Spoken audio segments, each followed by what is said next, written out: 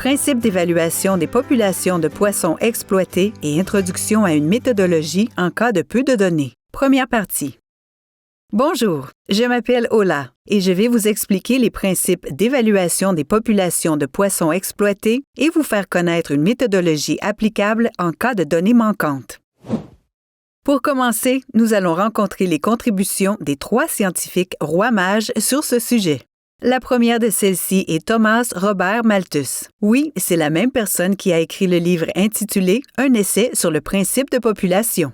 Malthus propose un simple modèle d'une croissance exponentielle qui repose sur l'idée que chaque population possède un taux de croissance intrinsèque, ce qu'il a estimé être à peu près 2% par an pour l'homme.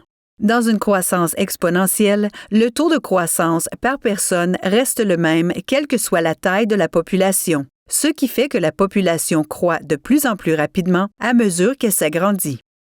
Le modèle malthusien ressemble à ceci. NT égale N0E R delta T, où N0 est le nombre initial d'individus dans la population au temps T, NT est la taille de la population après un temps delta T, E est le nombre d'Euler 2,718 et R est le taux intrinsèque de croissance de la population.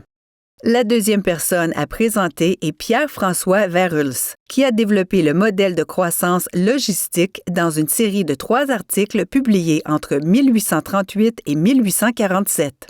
La courbe logistique de Verhulst est définie par dn sur dt égale nt multiplié par r multiplié par parenthèse 1 moins nt sur k, où dn sur dt est le taux de croissance de la population, c'est-à-dire la variation du nombre d'individus de la population par variation dans le temps. Nt et r sont définis comme précédemment, c'est-à-dire nt est la taille de la population après un temps delta t, R est le taux intrinsèque d'accroissement de la population et K est la capacité de charge, c'est-à-dire le nombre maximum d'individus qu'un écosystème donné peut supporter à long terme. Lorsque la population atteint sa capacité de charge, elle ne peut plus croître, c'est-à-dire dn sur dt égale 0. Cela signifie qu'il existe une différence entre le taux de croissance intrinsèque R et la croissance réalisée d'une population RT qui dépend de sa taille par rapport à sa capacité de charge. RT égale R parenthèse 1 moins NT sur K. Si une population approche sa capacité de charge, le taux de croissance réalisé est faible et tend vers 0, même si son taux de croissance intrinsèque reste élevé. C'est-à-dire, la population peut avoir un taux de croissance potentiellement élevé, mais elle ne peut plus croître car il y a trop d'individus qui se font concurrence pour les ressources. Ainsi, le nom de taux de croissance intrinsèque pour R, qui n'est réalisé que quand la population a une faible taille. L'équation logistique, d'autre part, présente des taux de croissance démographique réalisés, dn sur dt, qui sont faibles pour les faibles tailles de population, élevés pour les tailles de population intermédiaires et faibles à nouveau lorsque la population approche sa capacité de charge. Les taux de croissance démographique réalisés peuvent être interprétés comme de la production excédentaire, qui permet à une population de se rétablir après qu'un facteur externe, tel que la pêche, ait réduit la population. Si la croissance de la population n'était pas limitée, c'est ce que nous dit le terme 1 moins nt sur k. Elle augmenterait indéfiniment. Le troisième scientifique est Milner B. Schaefer, dont le modèle est basé sur la courbe logistique de Verhulst, mais avec les effectifs de la population remplacés par la biomasse de la population. En outre, Schaefer a défini la production excédentaire comme un rendement dont la valeur maximale est le rendement maximal durable ou RMD. Le modèle de Schaefer ressemble à ceci.